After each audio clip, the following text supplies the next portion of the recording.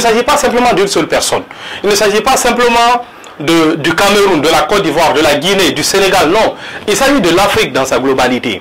Le modèle entrepreneurial, surtout en Afrique francophone, est un véritable problème et ça ne favorise pas le développement des entreprises.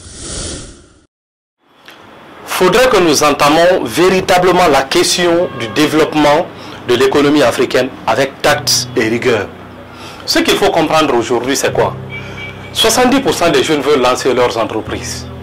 Et parmi ces 70% des jeunes qui veulent lancer leurs entreprises, seulement 5% des 70% arrivent à passer à l'action et à implémenter un véritable projet digne de son nom. Et parmi ces 5% qui arrivent à implémenter leur projet, seulement 1% dépasse la barre des 5 années d'existence. Donc ce qui veut dire que nous avons affaire à une jeunesse africaine qui a déjà conscience de l'enjeu économique et de l'enjeu entrepreneurial. La jeunesse sait déjà qu'il faut investir, qu'il faut entreprendre pour pouvoir développer aujourd'hui nos États. Mais le problème, c'est que nous avons une jeunesse qui a besoin de se construire en héros et d'être le héros des autres jeunes. Donc c'est ça le véritable problème qu'il faut aujourd'hui toucher. Alors moi, dans cette vidéo, j'aimerais partager avec toi 3 éléments qui ressortent véritablement dans l'entrepreneuriat africain et qui causent en majorité notre échec à nous tous. Il ne s'agit pas simplement d'une seule personne. Il ne s'agit pas simplement du Cameroun, de la Côte d'Ivoire, de la Guinée, du Sénégal. Non, il s'agit de l'Afrique dans sa globalité.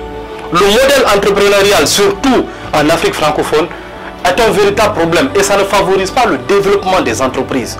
Donc il nous revient d'abord nous-mêmes de faire un diagnostic à notre niveau, changer notre modèle économique, changer notre façon de réfléchir, notre mentalité, adopter de nouvelles aptitudes et de nouvelles attitudes afin de pouvoir véritablement s'imposer sur le marché. En première position, nous allons toucher une maladie clé aujourd'hui que j'ai eu à remarquer. C'est celui du manque de développement d'industrie dans l'entrepreneuriat local. Nous avons une jeunesse qui veut se lancer. 70% des jeunes qui se lancent aujourd'hui en entrepreneuriat ne s'investissent que dans l'informel. Certes, l'accès au financement est très compliqué. Les gens se posent la question de savoir mais où je vais gagner de l'argent pour pouvoir lancer une industrie, où je vais gagner de l'argent pour pouvoir lancer un projet digne de son nom. Sinon ce n'est pas parce que je ne veux pas le faire.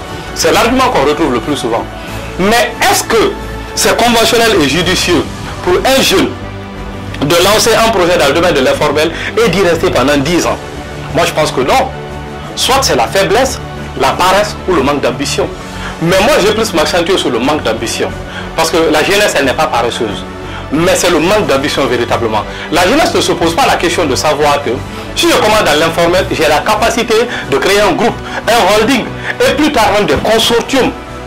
Donc ce qui veut dire que s'il n'y a pas cette ambition de vouloir dire qu'il faudrait que moi je puisse devenir grand, comme Dangote, je puisse devenir grand afin de pouvoir m'imposer, on ne peut pas y arriver.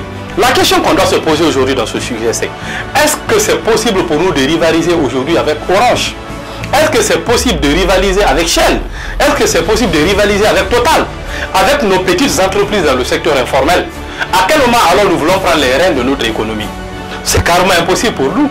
Parce que nous sommes aujourd'hui dans un marché où il y a des titans qui sont implantés. Orange, ce n'est pas une petite institution, c'est quand même l'État français. Total, c'est la même chose. Shell, c'est la même chose. Il y en a plusieurs autres entreprises venues de l'Occident qui sont venues s'implanter et qui sont aujourd'hui indispensables à nous-mêmes, notre propre survie. Si aujourd'hui on décide d'annuler Orange dans le secteur de la téléphonie mobile, mais je pense qu'il y aura même des grèves. Les gens vont se lever pour se plaindre, pour dire qu'il faut que Orange revienne. Pourquoi? Parce qu'on n'a pas de champions locaux dans le domaine de la téléphonie mobile. Et c'est ça le véritable problème aujourd'hui qu'il faut toucher. Donc ce qui veut dire que la jeunesse africaine doit accepter désormais rêver, être autant ambitieux, se dire que je peux moi aussi développer des industries. Et pour cela, si vous voulez développer des industries, qu'est-ce que vous devrez faire? Ça, vous allez commencer par le secteur informel, mais vous devrez oser rêver grand. Vous accompagner de plusieurs mentors, ramener des investisseurs, vous faire rapprocher de vos amis qui ont plus d'expérience que vous, afin qu'ensemble, vous puissiez bâtir une véritable entreprise digne de ce nom. Mais tu te dis que non, moi j'ai lancé ma petite entreprise, donc je reste dans mon coin et j'essaie de me chercher. Mais c'est purement aberrant, parce que tu ne vas pas aller nulle part. L'entrepreneuriat, ce n'est pas un effet où on retrouve un héros comme dans les films de Hollywood. Nous ne sommes pas des Avengers. On n'a pas besoin d'un seul héros en entrepreneuriat. On a juste besoin de voir l'Afrique qui grandit et l'Afrique qui gagne. Donc vous devez faire très attention lorsque vous développez trop la mentalité d'individualisme. C'est la collectivité qui marche le plus. Donc c'est l'un des problèmes majeurs aujourd'hui de l'entrepreneuriat local, surtout en Afrique. Et en deuxième position, le manque de recommandations. Le manque de recommandations. Aujourd'hui, nous remarquons plus de 60% des entrepreneurs de la francophonie ont du mal à recommander les services et les produits de d'autres entrepreneurs. C'est un problème qui gangrène notre économie aujourd'hui. Mais nous devons nous inspirer un peu du modèle chinois, du modèle indien, du modèle libanais, du modèle américain. Lorsqu'un Indien ou un Libanais n'a pas le produit que vous voulez acheter dans sa boutique, qu'est-ce qu'il fait? Il vous dit, monsieur, prenez place, attendez-moi. Il va appeler son ami et dit que lui, il a le produit. Entre eux, ils ont déjà fait une sous-traitance. Tu prends les 70%, je prends les 30%. Le plus important, c'est de signer et que l'argent reste à notre niveau. Quelle était la dernière fois où vous, en tant qu'entrepreneur de la francophonie, vous avez pris soin d'avoir un contrat au nom d'une entreprise qui n'est pas la vôtre? C'est ça la question aujourd'hui. Donc nous avons aujourd'hui des jeunes qui gagnent des projets, qui gagnent des contrats, qui gagnent des opportunités, mais ont du mal à recommander d'autres entreprises. Ils se disent quoi? Non, si je le recommande, il va grandir plus que moi. Si je le recommande, il va avoir plus d'argent que moi. Si je le recommande, il va s'en sortir et me laisser dans le noir. Cette mentalité des gens démissionnaires, cette mentalité de trouillard nous englobe dans un cercle vicieux où personne n'évolue. Donc il faudrait désormais faire attention à cette problématique-là. C'est pourquoi moi je conseille à tout entrepreneur, surtout de la francophonie, lorsque vous avez des contrats ou des activités que vous n'êtes pas capable de faire, le service n'est pas disponible chez vous, le produit n'est pas disponible chez vous, qu'est-ce que vous devrez faire? Il faut recommander le service à un autre entrepreneur, à un autre frère. On a beaucoup de frères de lutte aujourd'hui. Certains sont dans le domaine de la technologie, dans le domaine de la sécurité, de l'information, de la communication. Partout un peu, tu peux gagner des opportunités à tout bout de champ. Apprenons à recommander. Si nous ne recommandons pas, on n'est pas sûr de pouvoir véritablement s'en sortir. Et ça, c'est l'un des problèmes majeurs de l'entrepreneuriat local que j'ai eu à souligner. Et en troisième position, nous avons la solidarité. Vous devrez comprendre quelque chose. Si nous voulons véritablement développer l'Afrique, si nous voulons amener l'Afrique à un niveau très très élevé, il faudrait que nous soyons solidaires. On ne dit pas être solidaire et oublier les intérêts. Non, certes, ce sont les intérêts qui lient les entrepreneurs. Mais être solidaire du point où les intérêts de chacun sont protégés de façon collective. C'est ça la solidarité dont on parle ici. Il ne s'agit pas de dire que je suis solidaire à mon ami et moi je ne mange pas. Non. Mais je suis solidaire, en même temps il mange et moi je mange. Donc ce qui veut dire que si nous sommes tous riches ensemble, c'est bien. Mais si il est riche et que moi je ne suis pas riche, c'est là où sont les grèves. Et vous devrez comprendre qu'il n'y a pas un domaine où il y a plus d'aigris, surtout dans le domaine entrepreneurial, que dans la francophonie. Il faut s'inspirer du système anglo-saxon. Les Anglais se soutiennent beaucoup dans le développement de leur start-up. Lorsque quelqu'un amène son produit, tout le monde s'y met. Commence à recommander, propose des stratégies marketing, propose des idées, repartage et tout. Mais dans la francophonie, c'est même difficile pour d'autres entrepreneurs de partager les services de leurs frères de lutte. Pourtant, nous avons tous les mêmes objectifs.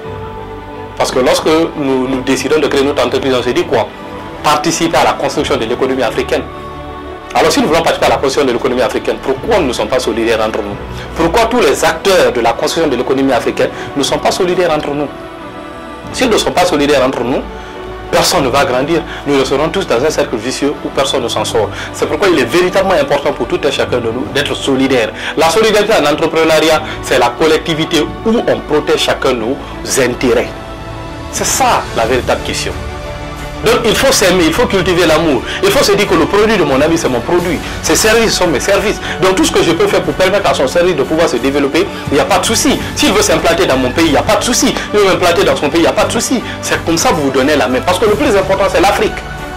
Les jeunes Africains doivent être capables, à travers la solidarité qui existe entre eux, de pouvoir faire face aux multinationales qui s'implantent. Et laissez-moi vous préciser quelque chose. Les multinationales ne sont pas encore venues.